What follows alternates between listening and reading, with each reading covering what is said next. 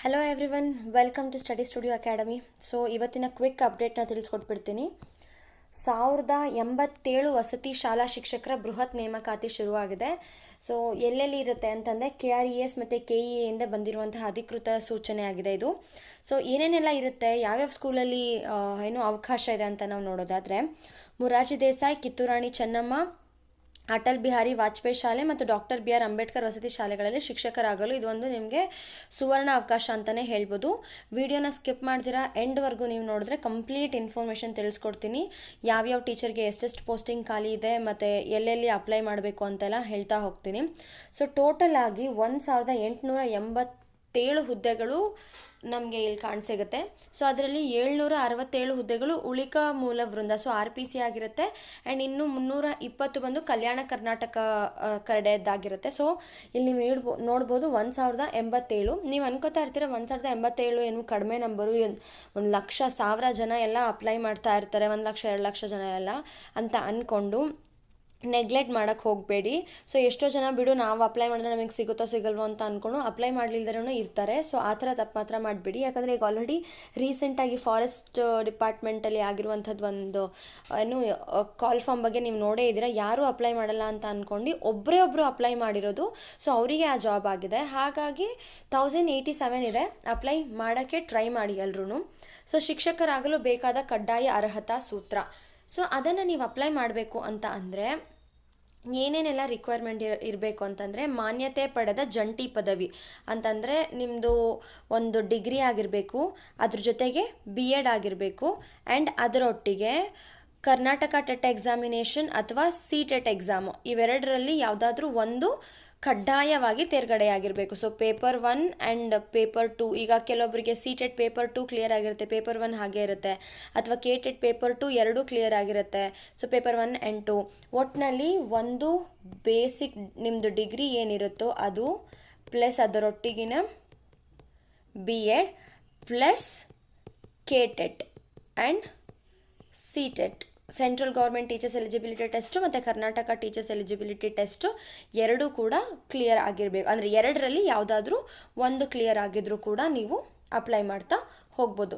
So ವಯೋಮಿತಿ ಮತ್ತು ಎಷ್ಟೆಷ್ಟು ಎಲ್ಲ ಇದೆ ಅಂತ ನೋಡೋದಾದರೆ, ನಾವು ಸಾಮಾನ್ಯ ವರ್ಗ ಜನರಲ್ ಕ್ಯಾಟಗರಿಯವರಿಗೆ 45 ವರ್ಷಗಳ ಗರಿಷ್ಠ ಇದೆ. ಆ್ಯಂಡ್ ಹಿಂದುಳಿದ ವರ್ಗದವರಿಗೆ 48 ಇದ್ದರೆ, ಪರಿಶಿಷ್ಟ ಜಾತಿ ಮತ್ತು ಪರಿಶಿಷ್ಟ ಪಂಗಡ SC/ST ಅವರಿಗೆ 50 ವರ್ಷಗಳ ವಯೋಮಿತಿ ಸಡಿಲಿಕೆಯನ್ನು ನೀಡಲಾಗಿದೆ.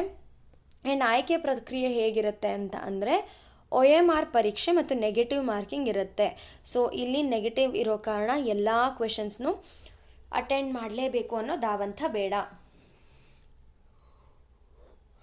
ಸೊ KEA ವತಿಯಿಂದ OMR ಆಧಾರಿತ ಸ್ಪರ್ಧಾತ್ಮಕ ಲಿಖಿತ ಪರೀಕ್ಷೆಯನ್ನು ಕೊಡ್ತಾರೆ ಅವರು. ಆ್ಯಂಡ್ OMR ಫಿಲ್ ಮಾಡೋದು ಈಗ ಆಲ್ರೆಡಿ ಎಲ್ಲರಿಗೂ ಗೊತ್ತಿರುತ್ತೆ, ಮೋಸ್ಟ್ ಆಫ್ ದೆಮ್. ಆ್ಯಂಡ್ ಪ್ರತಿ ತಪ್ಪು ಉತ್ತರಕ್ಕೆ 0.25 ಅಂಕಗಳ ನೆಗೆಟಿವ್ ಮಾರ್ಕಿಂಗ್ ಇರುತ್ತೆ. ಸೊ ಪ್ರತಿ ಒಂದು ರಾಂಗ್ ಆನ್ಸರಿಗೆ 0.25 ಮಾರ್ಕ್ಸನ್ನು ಕಡಿತಗೊಳಿಸ್ತಾರೆ. ಸೊ ಬಿ ಕೇರ್ಫುಲ್, ಎಲ್ಲ ಕ್ವೆಶನ್ಸ್ನ ಅಟೆಂಡ್ ಮಾಡೋಕ್ಕಿಂತ ಮುಂಚೆ. ಸೊ ಬ್ಲೈಂಡ್ ಗೆಸ್ಸಿಂಗ್ ನಿಮ್ಮ ಅಂಕಗಳನ್ನು ಕಡಿತಗೊಳಿಸ್ತಾ ಹೋಗುತ್ತೆ. ಸೊ ಒಂದು ಬ್ಲೈಂಡಾಗಿ ಗೆಸ್ ಮಾಡ್ತಾ ಹೋಗಬೇಡಿ. ಸೊ ನೆಕ್ಸ್ಟು ಭಾಷಾ ಶಿಕ್ಷಕರು, ಸಬ್ಜೆಕ್ಟ್ ಶಿಕ್ಷಕರು ಏನಿರ್ತಾರೋ ಯಾವ ರೀತಿಯಾಗಿ ವಿಂಗಡಣೆ ಆಗಿದೆ ಅಂತ ನೋಡೋದಾದರೆ, ಸೊ ಕನ್ನಡ ವಿಷಯ ಟೀಚರ್ಸ್ಗಳಿಗೆ RPCಯಲ್ಲಿ 103 ವೇಕೆನ್ಸಿ ಇದ್ದರೆ, ಕಲ್ಯಾಣ ಕರ್ನಾಟಕದಲ್ಲಿ 62 ಇದೆ. ಆ್ಯಂಡ್ ಇಂಗ್ಲೀಷ್ ಟೀಚರ್ಸ್ಗೆ 108 ಇದ್ದರೆ, ಕಲ್ಯಾಣ ಕರ್ನಾಟಕದಲ್ಲಿ 69. ಹಿಂದಿ RPCಯಲ್ಲಿ 55 ವೇಕೆನ್ಸೀಸ್ ಇದ್ದರೆ 31 ವೇಕೆನ್ಸೀಸ್ ಇದೆ. ಸೊ ನೆಕ್ಸ್ಟ್ ಸಬ್ಜೆಕ್ಟ್ಸ್ಗಳು ನೋಡೋಣ. ಮ್ಯಾಥ್ಸ್ ಆ್ಯಂಡ್ ಸೈನ್ಸಿಗೆ ನಾವು ನೋಡೋದಾದರೆ RPCಯಲ್ಲಿ 103 ಇದೆ, ಕಲ್ಯಾಣ ಕರ್ನಾಟಕದಲ್ಲಿ 35. ಆ್ಯಂಡ್ ವಿಜ್ಞಾನ 106 ಇದ್ದರೆ, ಕಲ್ಯಾಣ ಕರ್ನಾಟಕದಲ್ಲಿ 32 ಸಿಗುತ್ತೆ. ಆ್ಯಂಡ್ ನೀವು ಇಲ್ಲಿ ನೋಡ್ಬೋದು ಸೋಷಲ್ ಸೈನ್ಸ್ ಟೀಚರ್ಗೆ ತುಂಬ ವೇಕೆನ್ಸಿ ಇದೆ, 154 RPCಯಲ್ಲಿದ್ದರೆ 24 ಬಂದು ಕಲ್ಯಾಣ ಕರ್ನಾಟಕದಲ್ಲಿದೆ. ಸೊ ಹಾಗಾಗಿ ಯಾರ್ಯಾರು ಸೋಷಲ್ ಸೈನ್ಸ್ ಟೀಚರ್ಸ್ಗಳಿದ್ರು ನೀವು ಖಂಡಿತವಾಗಿ ಅಪ್ಲೈ ಮಾಡಿ. ನಾನು ಆಗಲೇ ಹೇಳ್ದಂಗೆ ಇರೋದೇ 1087 ಪೋಸ್ಟ್ಗಳು. ಸೊ ನಾವೇನು ಎಷ್ಟು ಜನ ಅಪ್ಲೈ ಮಾಡ್ತಿರ್ತಾರೆ ಅಂತ ಅಂದ್ಕೊಂಡು ನೆಗ್ಲಿಜೆನ್ಸಿ ಬೇಡ, ಖಂಡಿತವಾಗ್ಲೂ ಅಪ್ಲೈ ಮಾಡಿ ಯಾರ್ಯಾರು ಆಕಾಂಕ್ಷಿಗಳಿದ್ರು ಎಲ್ರೂ.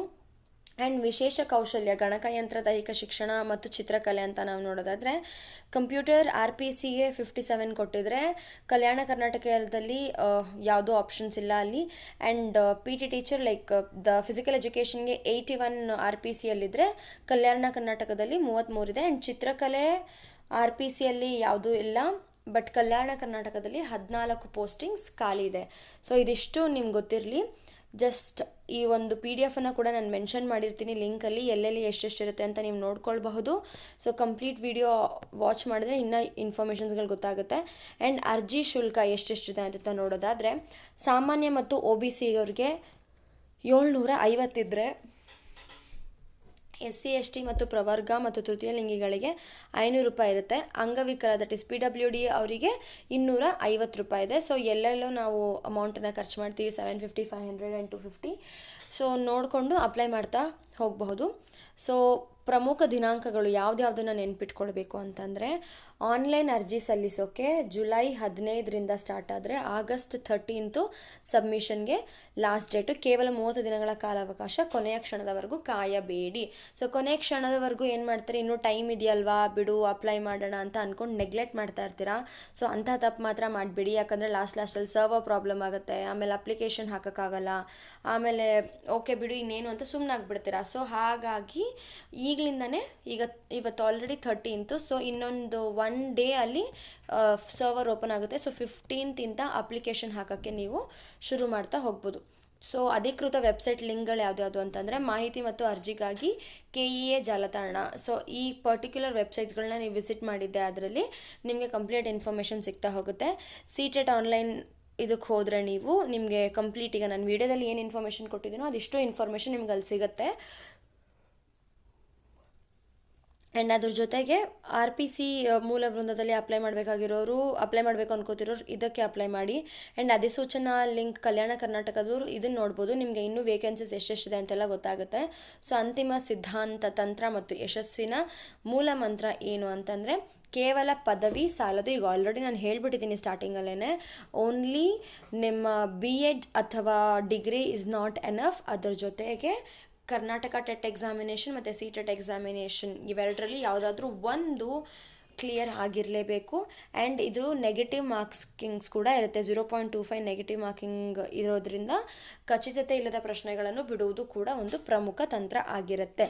ಸೊ ಇದರಲ್ಲಿ ನಿಮಗೆ ನೆಗೆಟಿವ್ ಮಾರ್ಕಿಂಗ್ಸ್ ಕೂಡ ಇರುತ್ತೆ, ಅದು ನಿಮ್ಮ ಗಮನದಲ್ಲಿ ಇರಬೇಕು. ಸೊ ನೆಕ್ಸ್ಟ್ ಪ್ರೋಸೆಸ್ ಏನು, ಏನೇನೆಲ್ಲ ಸಬ್ಜೆಕ್ಟ್ಸ್ ಇರುತ್ತೆ, ಏನೇನೆಲ್ಲ ಟಾಪಿಕ್ಸ್ ಓದಬೇಕು ಅಂತ ಹೇಳೋಕ್ಕೆ ನೆಕ್ಸ್ಟ್ ನನ್ನ ವೀಡಿಯೋದಲ್ಲಿ ನಾನು ನಿಮಗೆ ತಿಳಿಸ್ಕೊಡ್ತೀನಿ. ಈಗ ಆಲ್ರೆಡಿ ನಿಮಗೆ ಗೊತ್ತಿರುತ್ತೆ.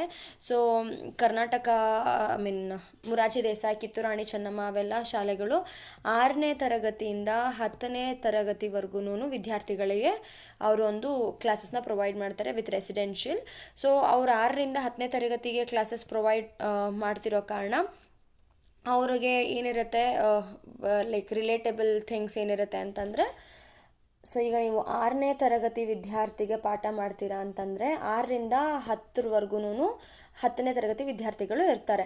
ಅಲ್ಲಿಗೆ ನೀವು NCERT ಟೆಕ್ಸ್ಟ್ ಬುಕ್ ಏನಿರುತ್ತೋ NCERT ಟೆಕ್ಸ್ಟ್ ಬುಕ್ಕನ್ನು ಇನ್ಫ್ಯಾಕ್ಟ್ 5ನೇ ತರಗತಿಯಿಂದನೇ ಶುರು ಮಾಡಿದ್ರೂ ಒಳ್ಳೆಯದು. 5ರಿಂದ 12ನೇ ತರಗತಿಯವರೆಗೆ ಕಂಪ್ಲೀಟ್ ಟೆಕ್ಸ್ಟ್ ಬುಕ್ಕನ್ನು ನಿಮ್ಮ ಸಬ್ಜೆಕ್ಟ್ ಟೆಕ್ಸ್ಟ್ ಬುಕ್ಕನ್ನು ನೀವು ಕಂಪ್ಲೀಟ್ ಮಾಡಿದ್ರೆ ಅಲ್ಲೇ ನಿಮ್ಮ 70% ಆಫ್ ದಿ ರೀಡಿಂಗ್ ಮುಗ್ದೋಗ್ಬಿಡುತ್ತೆ. ಆ್ಯಂಡ್ ಈಗ ಆಲ್ರೆಡಿ ಯಾರು ಟೀಚಿಂಗ್ ಫೀಲ್ಡಲ್ಲಿದ್ದೀರೋ ಅವ್ರಿಗೆ ಇದ್ದಿದ್ದು ಸುಲಭ ಆಗುತ್ತೆ.